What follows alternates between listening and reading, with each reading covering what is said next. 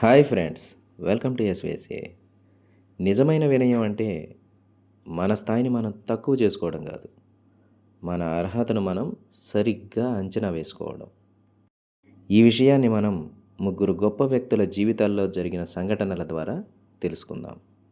ఒక సందర్భంలో బెంగుళూరు విశ్వవిద్యాలయం రాహుల్ ద్రావిడ్కి గౌరవ డాక్టరేట్ ప్రకటించింది. అయితే దానిని ఆయన సున్నితంగా తిరస్కరించారు. కారణం ఏంటంటే, ఈ డిగ్రీ పొందడం కోసం తన భార్య రాత్రనక పగలనక ఎంతో కష్టపడిందని, అదేవిధంగా తన తల్లి కూడా ప్రొఫెసర్ కావడానికి ఎన్నో ఏళ్ళు వేచి చూసిందని చెబుతూ, తాను కేవలం క్రికెట్ ఆడటానికి కష్టపడ్డాను గానీ చదువుకోలేదు కాబట్టి ఆ డిగ్రీని తీసుకోలేను అని అన్నాడు. ఇక ప్రఖ్యాత శాస్త్రవేత్త ఆల్బర్ట్ ఐన్‌స్టీన్ విషయానికొస్తే 1952లో ఇజ్రాయెల్ ప్రభుత్వం ఆయనకు అధ్యక్ష పదవిని ఇద్దామనుకుంది.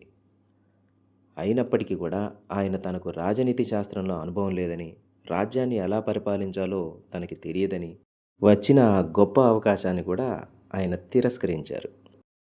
ఇక చివరిగా ప్రముఖ రష్యన్ గణిత శాస్త్రవేత్త గ్రెగరీ పెరల్మాన్ 2006లో తనకు లభించిన ప్రతిష్టాత్మక ఫీల్డ్స్ మెడల్ మరియు భారీ నగదు బహుమతిని వదులుకున్నారు.